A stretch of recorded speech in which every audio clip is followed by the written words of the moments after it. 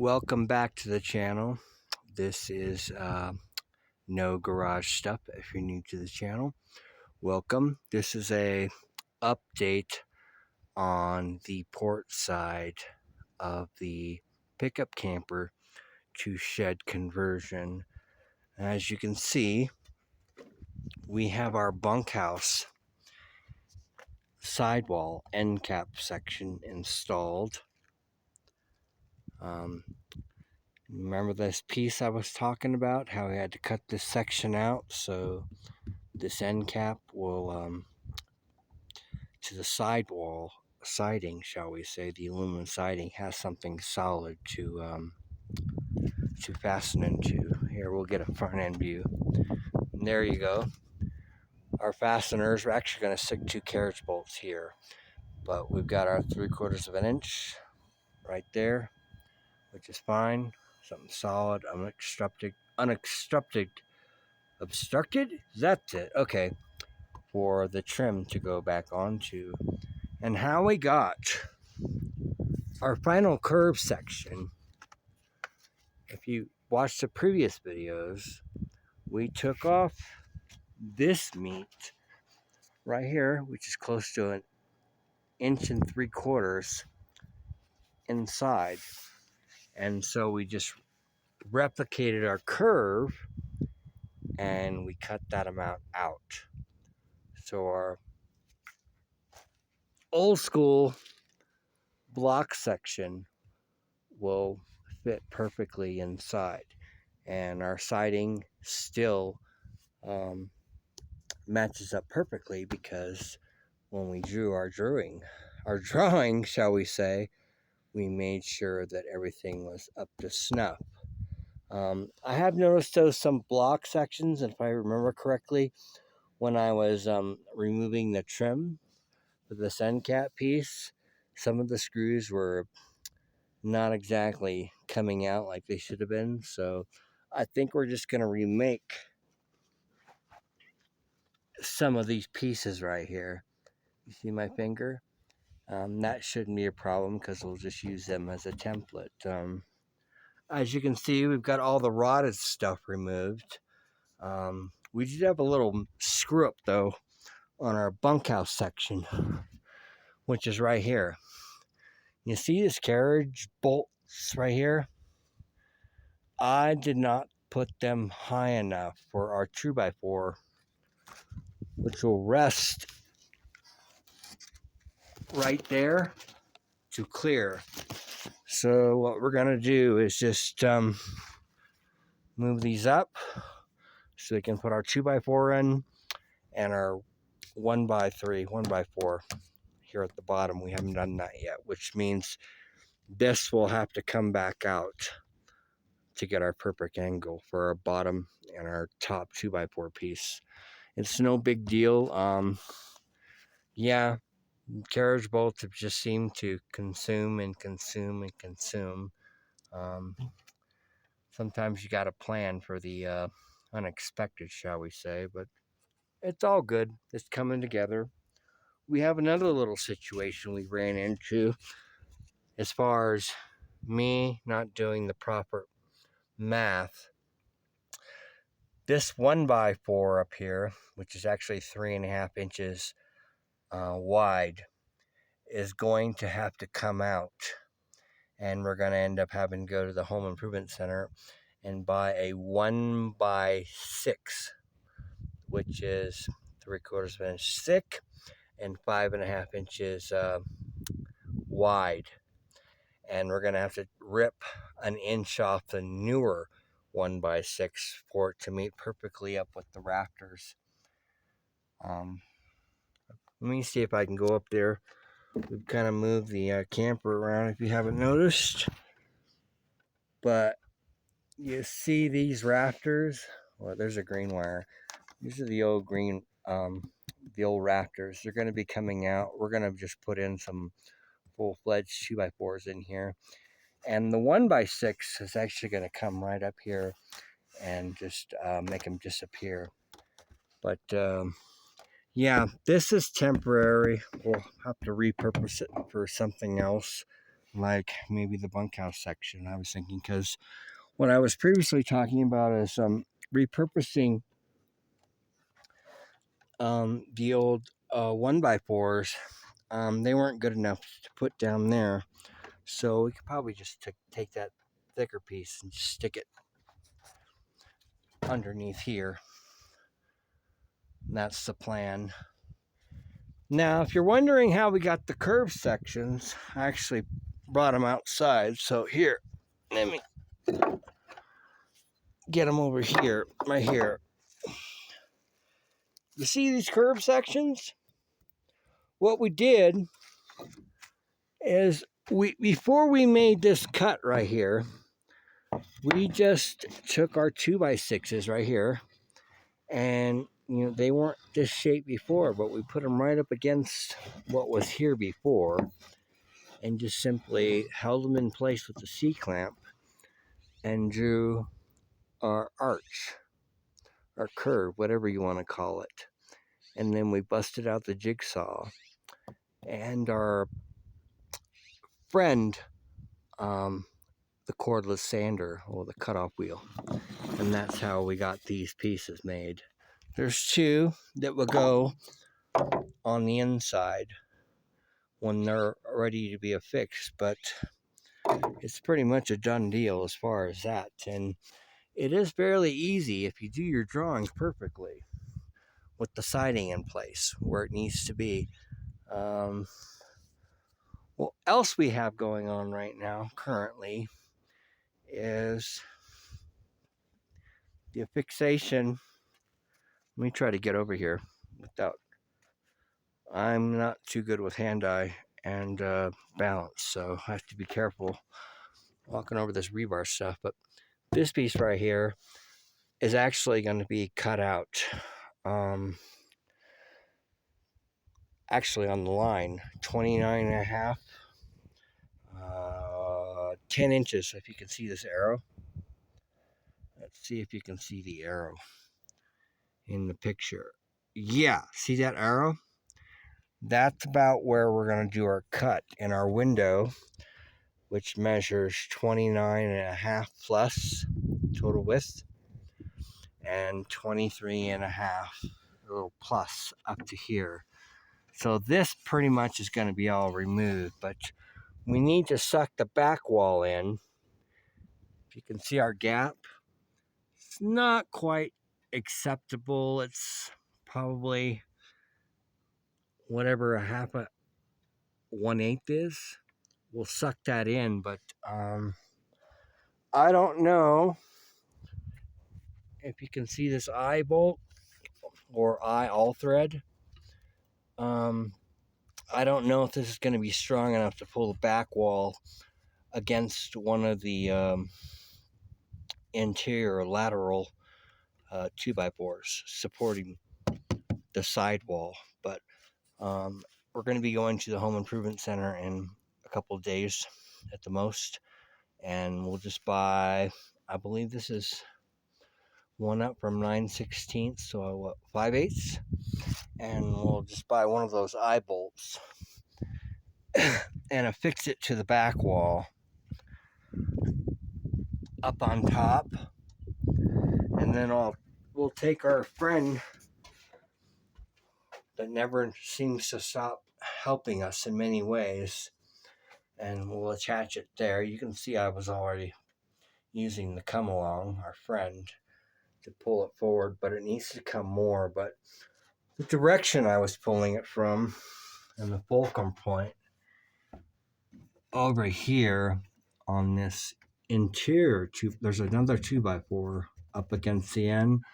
We'll probably just stick our 5/8 eye all thread and just pull from here to there, so we can get a little bit of that gap sucked in, and then we'll be able to make the cut for the window. But actually, you want to see where the window is going to start, bottom out, is right here.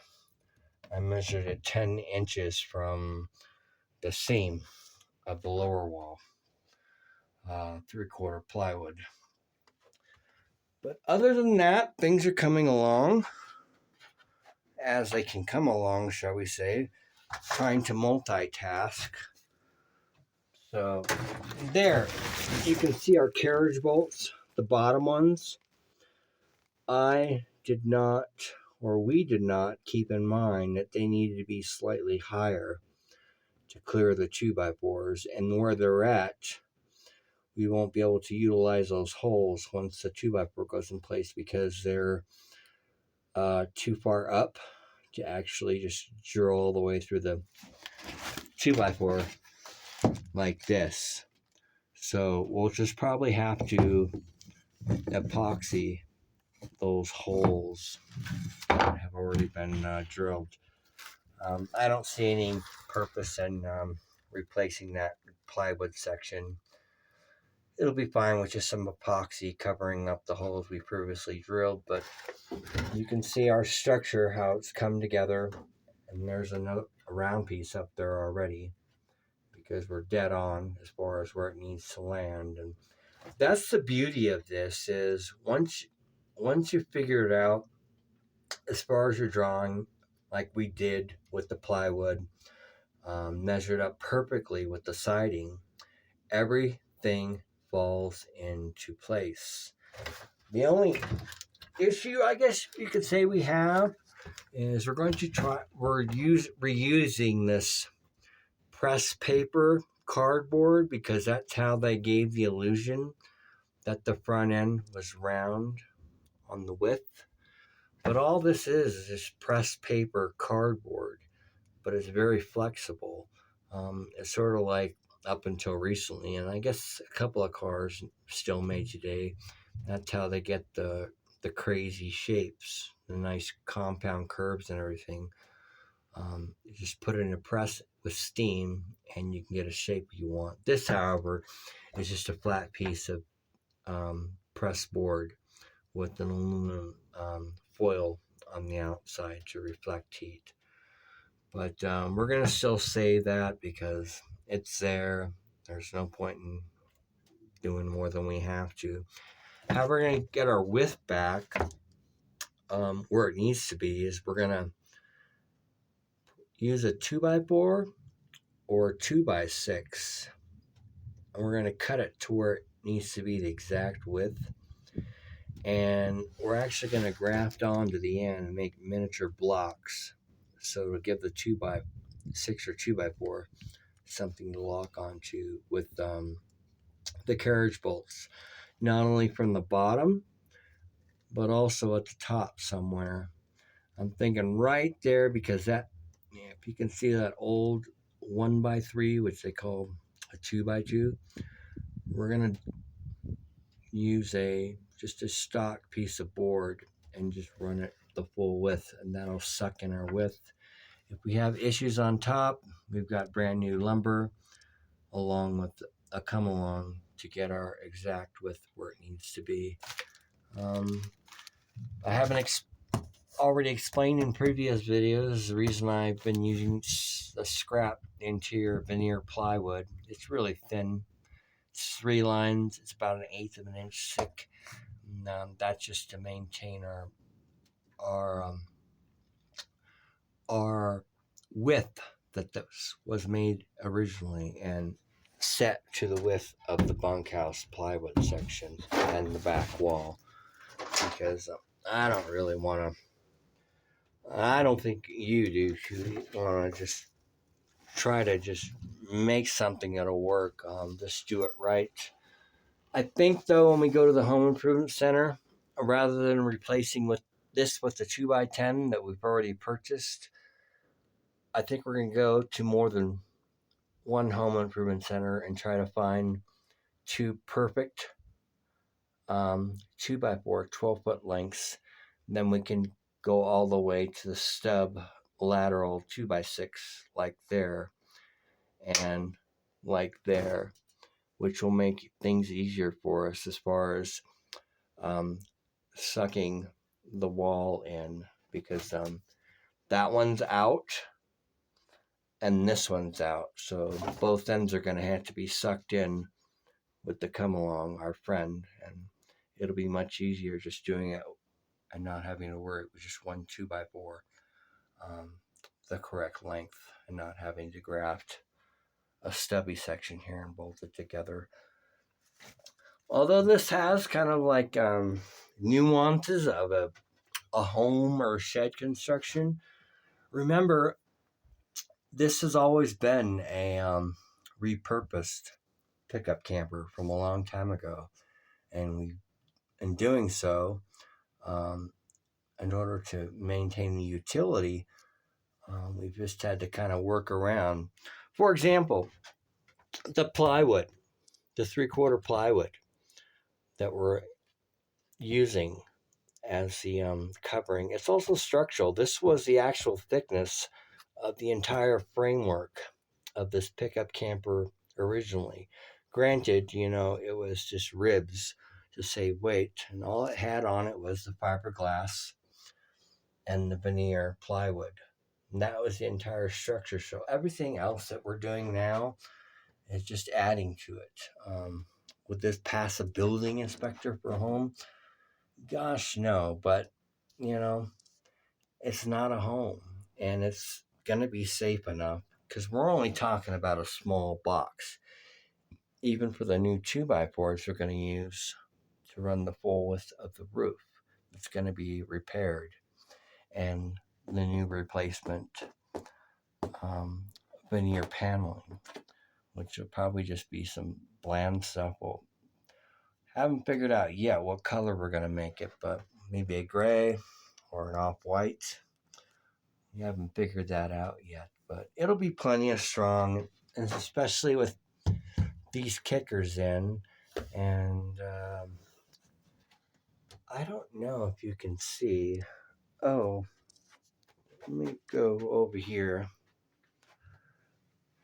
I think it's this one. Yes, it's this one. If you see, get a look at that one.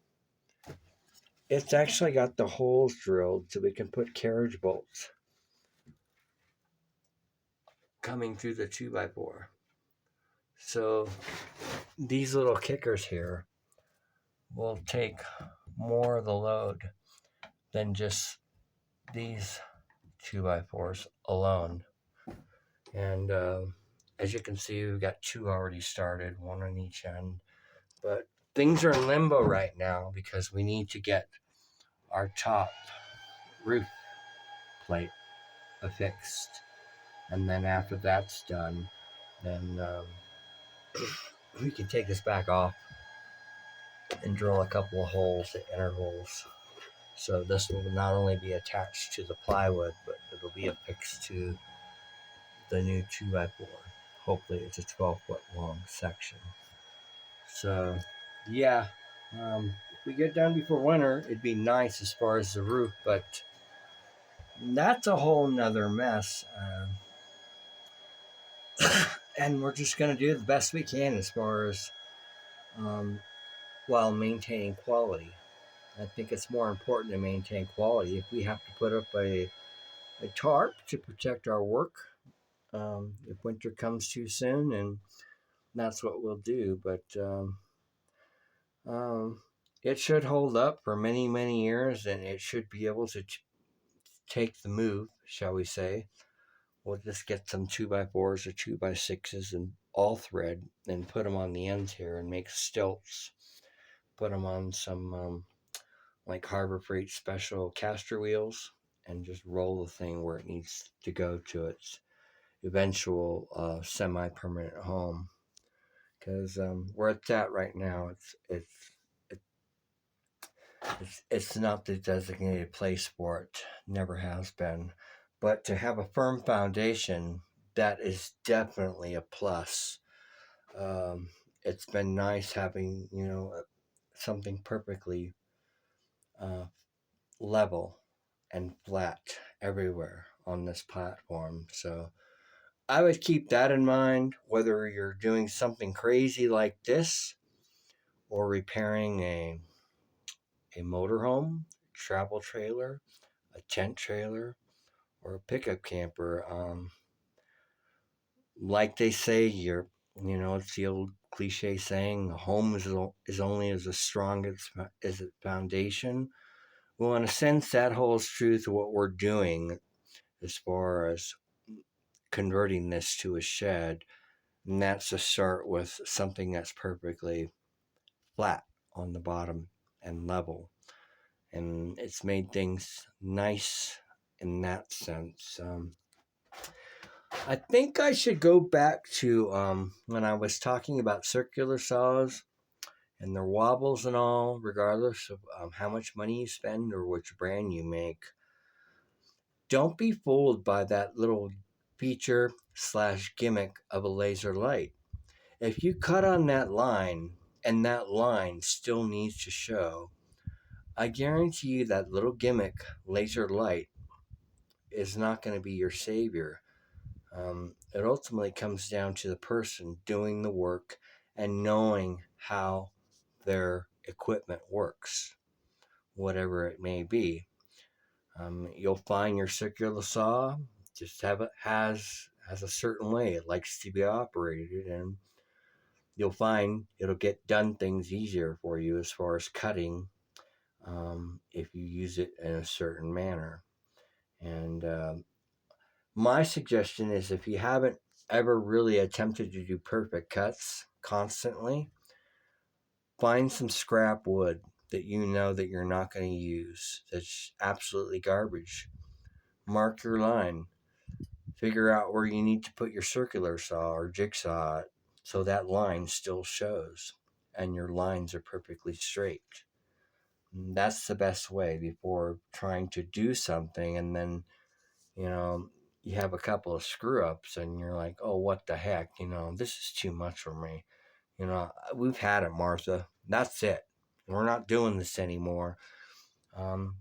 Just believe in yourself, but at the same time, know your ability of what you're working with, not only your eyes, but what tools you're using. And it'll all come together, especially if you have more than one person helping you along. But shoot for perfection. There's nothing wrong with shooting for perfection and coming close to it. Um, if you can do it quick, like a genius, that's not only great with just figuring things out, but also very fast productivity wise, then that's a plus too. But if it takes you longer than expected, then so be it. I'm not looking forward to doing this roof because I'm going to have to buy a bunch of OSB so I can make some boxes to stand up on, not only inside, but access from the outside. And that's just the way it's going to be. I don't have very good hand-eye coordination, and my balance has been a freaking nightmare since the wreck.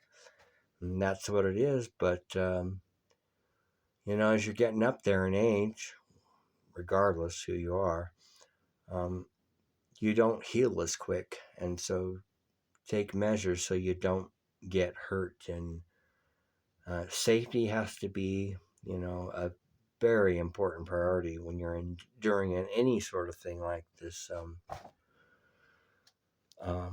pickup camper that's being converted into a shed. So yeah, I'm gonna end up buying OSB. I know I've said a lot of garbage about it, and it is, and there's a reason for it. But I will repurpose the OSB for making concrete forms, so it won't be just a total loss as far as wasting money. You'll never see OSB in here as far as this structure, in a sense. No way, but making temporary platforms so I can, get up higher and don't have to worry about falling, or, if I lose my balance or we lose our balance, um, we'll have something to break the fall, which is what, a little less than 6.5, something like that. Less than 7 feet, somewhere 6.5, 7 up on top. So yeah, and as far as the insulation, although the fiberglass insulation appears to be good, I think in order to give the roof more support as far as up on top, just to give it a casual look now and then, look-see. We're going to use places like Lowe's, Home Depot, etc. They sell 1.5-inch foam board, and that will be able to be put in here because that's the thickness of our 2x4s. But that will give us the ability to walk on the aluminum roof covering without damaging it. So I think that's the way we're going to go as far as insulation, only for the purpose of being able to maintain and do any future repairs on the roof and not having to worry about punching through the aluminum because it's very thin. It's about the thickness of a couple of pieces of paper. In more simpler terms, it's probably about half the thickness of a cereal box, so cardboard. So yeah, and whether you're thin, normal size, or full size on the scale, you will damage it, you will puncture it, and we don't want to do that. So yeah, so that's where we're at. We've got a lot more carriage bolts to go through over the coming months, but those can be done at a later date. Our big concern, if we can get to the roof before winter sets in, is to get going on this, and then obviously we need to address this side, meaning we're going to replace this section. We've got to put in a whole new 3/4. It's going to probably take 2 slabs of 4x8 3/4 plywood to fill all this in, including that, and then over here to the transition.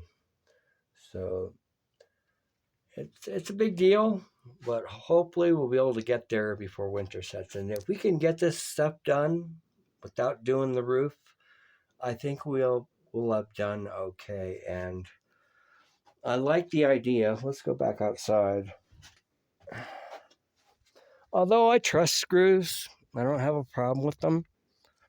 Like I mentioned before, what we're going to do with these end cap sections,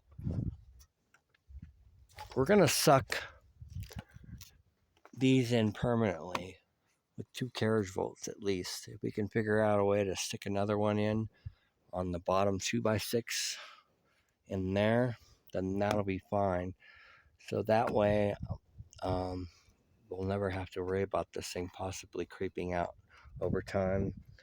And although that side was constructed a little bit differently than this side, we are going to make an amendment to this one and replace this repurposed 2x4 with a 2x6 and basically try to duplicate what we did over there, because has a larger surface area to build our end cap, and it's not as bad as it looks. It's good to be at least to this point, because you could say we're close to the final innings of our make-believe rule baseball, softball game. So we're doing good, quite honestly. But in order for the roof to go on, we're definitely going to have to do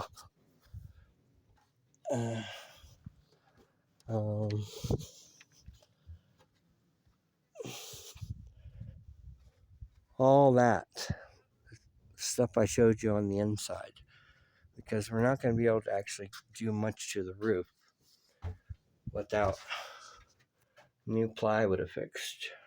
Obviously replacing the old 3/4 framework, which is no big deal, but it still takes time. And when you're multitasking, as far as how life is, we all do multiple things throughout the day, whatever they are. And yeah, and I think I ruined the AMC's brand new dash pad. What an idiot. Let's see. If you haven't watched any of the videos regarding the AMC, this is one of the goodies it came with. It's a brand new dash pad, and including real fake stitches, because, you know, consumers, they get off on that stuff. This is actually brand new old stock. So, yeah, the reason it's in here because the cars aren't protected yet from the UV. And, well, I install it in the car, and it's just not, that's the point. But we do have a goodie that we recently acquired. We did go to the junkyard. You see these pigtails here? These are pigtails for the injectors for the AMC 4.26 inline 6. And we did pick up some donor injectors. So when we pump up the fuel rail, I'll make a video on that. If we have a bad injector or two, when we're just shorting it out with these, because you don't really want to cut up your car's own wiring system. We'll be able to see how much the varnish from sitting 18 years did to the fuel system as far as the injectors and the fuel rail. They should, if things go okay and we get things right, these injectors, oh, there's a top. Okay, that's the top part. This is the actual outlet side. It should shoot out a perfect cone-shaped spray. So we'll make a video on that, hopefully soon or before winter sets in. So yeah, that's how things are going. We just got a lot of carriage bolts we need to do. Like, we got to drill this stud right here. We got to make another one right there, especially since the window is slightly longer, the replacement window. So it'll give the upper roof more support to go down to the floor, spread the load. Here we're going to have to improvise some structure beyond this top piece like this and that one that's already made, because remember what I told you about overlapping joints?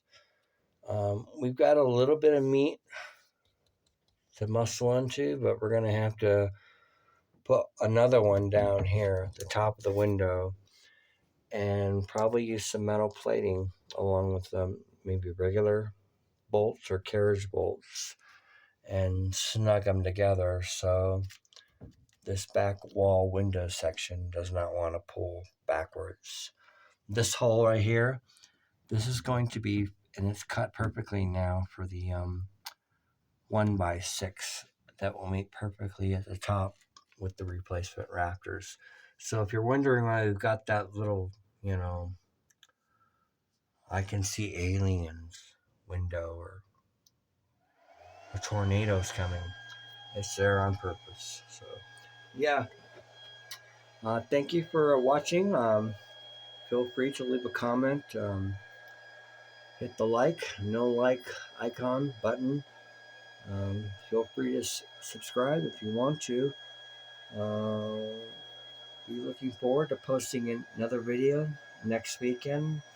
And that has been the routine. If there's another one posted in addition to one, and that will be considered a bonus video, because we do have to go to the junkyard here pretty soon. We did find a donor Toyota Camry Avalon with a power moonroof in it, and I would have filmed it last week, but there were a lot of workers around and they had a sign saying no camera photography, this and that. So maybe we can get lucky the next time, and I'll show you what I'm gonna do to that damn Camry Avalon to get the power moonroof assembly out, and how much of the actual roof stamping from the Camry Avalon we will take, so that we have enough metal to replace and do what we need to do as far as removing the ribs on the Eagles wagon. You guys have a great day, and if I missed something, I think I did miss something. When I was talking about getting a motorhome, or travel trailer, or a tent trailer, or a pickup camper on Craigslist or Facebook Marketplace, Don't be too demanding for a free deal or basically almost a free deal. People don't give a damn about you got to take your kids to the babysitter or you're going on a cruise or whatever. If you get when you find those deals, you need to jump on it. And if you don't have a pickup truck or the means to actually get one, I'm sure everybody, most everybody in our beautiful country, as bad as it's going right now, knows somebody with a pickup truck or this and that. So if you spot a deal, you can get on it. And don't be bitching and moaning because, well, 2 or 3 days later you call because you took your sweet ass time and it went to another home. That's the way those deals come up. There's no excuse for people don't care, especially when they're giving stuff away. So keep that in mind. Um, Rent a truck if you have to, and if it's a travel trailer and the tires don't look too good, go to Walmart, go to a junkyard, get some day coated tires that appear like they've got decent tread, and they'll make whatever the drive is to get you home and do what you need to do. So that's it, folks. You have a great day. Goodbye.